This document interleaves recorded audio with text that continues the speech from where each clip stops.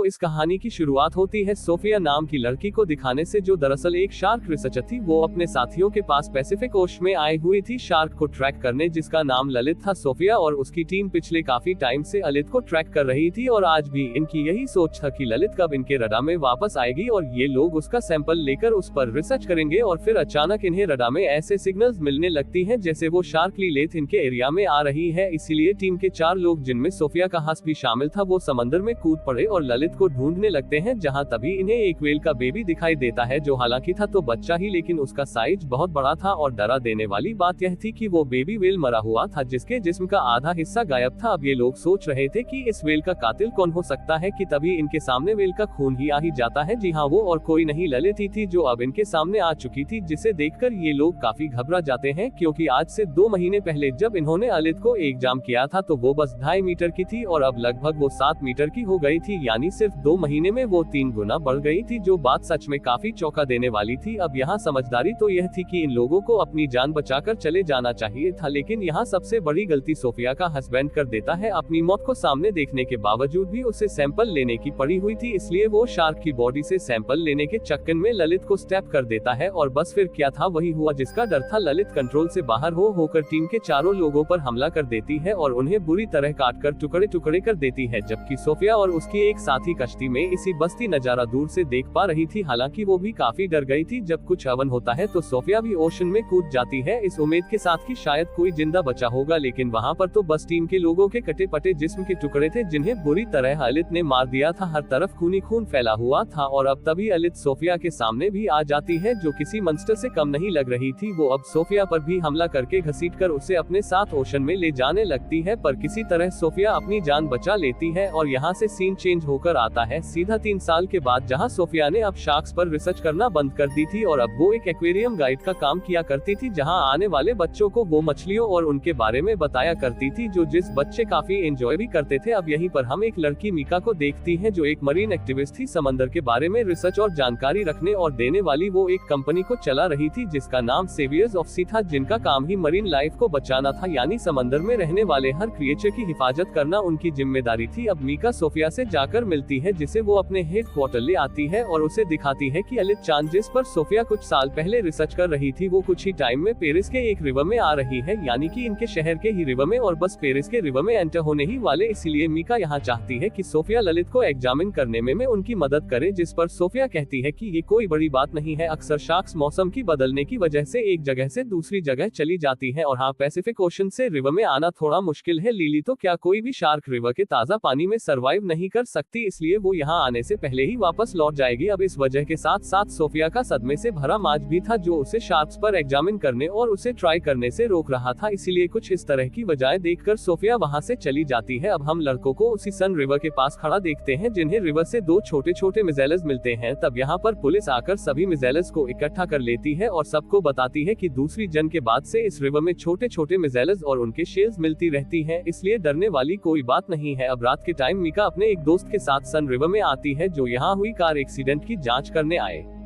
थे, पर असल में वो तो ये एग्जामिन करने आई थी कि क्या ललित इस रिवर में आ गई है। इसलिए मीका की दोस्त रिवर में कूद जाती है, जहां वो शार्क की बड़े बड़े पंजों के निशान देखती है, पर तभी यहाँ पुलिस भी आ गई थी इन दोनों को पकड़ने के लिए, क्योंकि इस तरह किसी भी केस की इन्वेस्टिगेशन करना गैर कानूनी था। इसीलिए पुलिस मीका को पकड़ लेती है, जबकि उसकी दोस्त किसी तरह वहाँ से भाग निकलती है। अब हम सोफिया को देखते हैं, जो अब ललित को ट्रैक कर पा रही थी, और उसे पता चलता है कि हाँ, ललित सन रिवर में आ चुकी है। अगली सुबह पुलिस उस आदमी की लाश रिवर से निकालती है, जिसकी कल रात कार एक्सीडेंट में मौत हो गई थी। अब लाश की हालत भी देखकर सब लोग काफी डर जाते हैं, क्योंकि उसकी लाश का आधा हिस्सा गायब था। उसे देखने से साफ लग रहा था जैसे किसी बड़े से जानवर ने इसकी लाश को खाया है। अब यहाँ रिवर के बार ऑफिसर्स के साथ सोफिया और मीका भी थे, और सोफिया साफ लफ्जों में उन्हें बता देती है कि यह काम और किसी का नहीं बल्कि ललित का ही है, और अब हमें शार्क को रोकना होगा अगर हम चाहते हैं कि लोग इस तरह शार्क के हाथों न मर। पर यहाँ मीका इस बात को गलत अंदाज में कुछ यूँ समझ लेती है कि अगर हम चाहते हैं कि शार्क लोगों को ना मारे तो हमें शार्क को मारना होगा। उसे लग रहा था कि सच सोफिया के साथ मिलकर शार्क को मार देंगे तो बस इसीलिए वो शार्क को बचाने के काम पर लग जाती है, क्योंकि जाहिर है वो मरीन सेवियर है, समुद्री क्रिएचर को बचाने वाली, तो इसलिए वो ऐसा कर रही। पर सोचने वाली बात तो ये गलत ही है कि एक शार्क लोगों को मार रही है लेकिन वो उसे बचाना चाहती है। अगले दिन ऑफिसर्स और सोफिया सन रिवर में आ जाते हैं। उनका प्लान था कि वो रिवर में जाकर सीधा शार्क को पकड़ लेंगे। तब सोफिया शार्क को ट्रैक करने में उनकी मदद कर रही थी। सब कुछ ठीक ही चल रहा था। वो लोग शार्क को देखने ही वाले थे, लेकिन मीका यहाँ बहुत बड़ी गड़बड़ कर देती है। वो अपने हैकर दोस्त की मदद से सोफिया के ट्रैकर के सिग्नल्स को खराब कर देती है, जिससे कि अभी लोग शार्क को ट्रैक नहीं कर पाते और इससे जाहिर है उन ऑफिसर्स के लिए बहुत बड़ा खतरा आ गया था जो रिवर में गए थे। पर लीत उस तरफ नहीं जाती और अपना रोड बदल लेती है, जिससे ऑफिसर्स को अपनी जान बचाने का मौका मिल जाता है और वो सही सलामत बाहर आ जाते हैं। पर ये काफी सीरियस कंडीशन बन जाती है कि शहर के बीचों बीच सन रिवर में मॉन्स्टर शार्क घूम रही है, इसलिए ऑफिसर्स ये बात जाकर मेयर को बता देती। तब मेयर परेशान होते हुए कहती है कि कैसे भी करके उस शार्क को रोकना होगा, क्योंकि कुछ दिन बाद उसी सन रिवर पर एक बहुत बड़ा इवेंट होने वाला है जिसे वो किसी भी सूरत में कैंसिल नहीं कर सकती। इसलिए ऑफिसर्स अलित को रोकने के बारे में सोचने लगते हैं, जबकि मीका एक वीडियो बनाती है और उसे खुफिया तौर पर कई सारे मरीन एक्टिविस्ट के पास भेज देती है। लिलित शार्क के बारे में बताते हुए कहती है कि गवर्नमेंट उसे और उस जैसे और भी शार्क्स को मारना चाहती है, इसीलिए हमें आगे आना होगा और इन्हें बचाना होगा। बेशक ये शार्क्स हम लोगों को खाए क्यों ना जाए। फिर वो कहती है कि इसके लिए आज रात हमें पेरिस के कैटाकोम में आना होगा। कैटाकोम दरअसल पेरिस के नीचे बनाई गई एक टनल सुरंग है जो पूरे पेरिस के नीचे फैली हुई है। अब मिकाम अपना पूरा प्लान अपने साथियों को बता तो देती है, लेकिन उससे पहले ही उसकी एक दोस्त पुलिस के पास पहुंच गई। उन्हें इस खुफिया प्लान के बारे में सब कुछ बता देती है, जहां उन लोगों को पता चला कि इस टाइम शार्क पेरिस के कैटाकोम में ही है। फिर जैसे ही रात हुई मिका उन मरीन एक्टिविस्ट के साथ कैटाकोम आ जाती है, जहां सोफिया और ऑफिसर्स भी आ गए थे, क्योंकि उन्हें भी मीका के प्लान के बारे में पता चल गया था। यहाँ ऑफिसर्स और एक्टिविस्ट के बीच बहस होने लगी, जहाँ तभी मीका कटाक रिवर में कूद जाती है, क्योंकि वो ये दिखाना चाहती थी कि शार्क्स इंसानों के लिए खतरनाक नहीं है। और फिर तभी वहाँ एक शार्क आ जाती है जो रिलेट तो नहीं थी, जिसके साथ वहाँ और भी कई सारी शार्क्स आ जाती है। और बस फिर क्या था, शार्क ये साबित करती है कि सच में शार्क्स इंसानों के लिए बहुत खतरनाक है और इंसानों को तो नहीं छोड़ती। वो मीका पर बुरी तरह हमला कर देती है और उसे बहुत बुरी मौत देती है, यानी उसके जिस्म के टुकड़े टुकड़े हो जाते हैं, जो देखकर सारे मरीन एक्टिविस्ट घबराते हुए इधर उधर भागने लगती हैं और उनका फजूल सा जो प्लान था मरीन की लाइफ को बचाने का, वो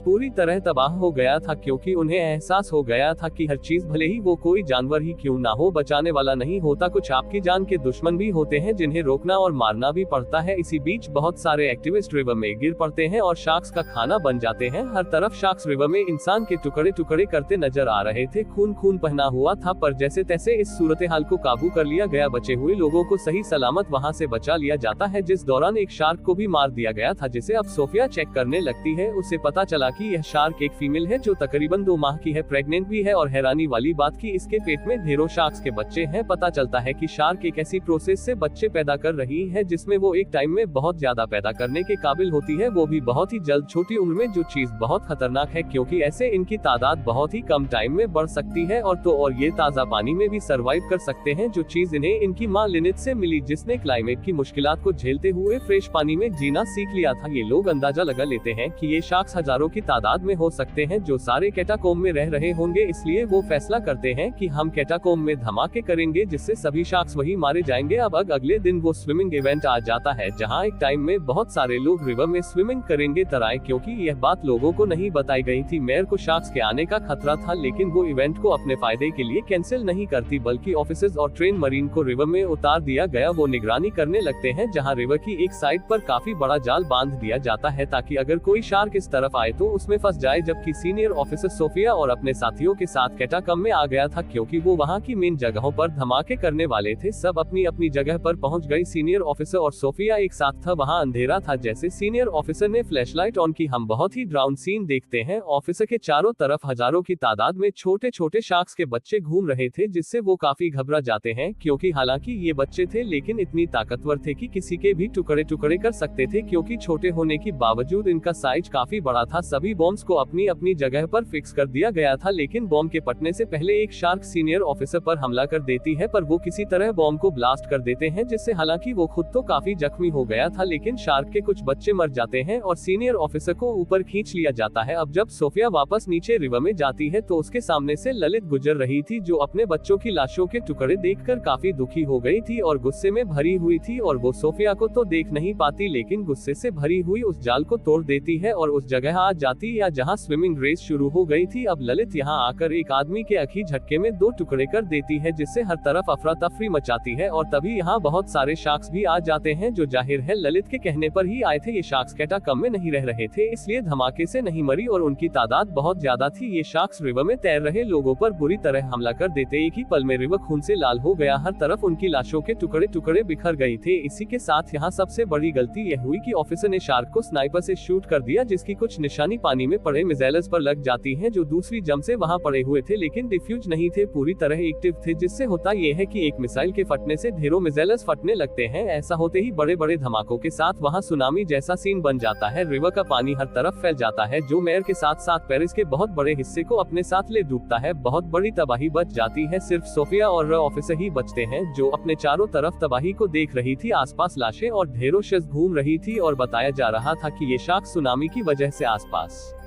के एरिया में भी जा रहे हैं, जिस वजह से वो पूरे कंट्री में ही फैल चुकी है, और सबसे खतरनाक बात वो अब यहाँ से पूरी दुनिया में ही फैल जाएंगे और बहुत बड़ी तबाही लाएंगे, जिससे इंसानियत और दुनिया का नामो निशान मिट जाएगा, जो चीज बहुत खतरनाक है। और इसी दिल दहला देने वाली एंडिंग के साथ ही ये कहानी अंडर बेस यहीं पर खत्म हो जाती है।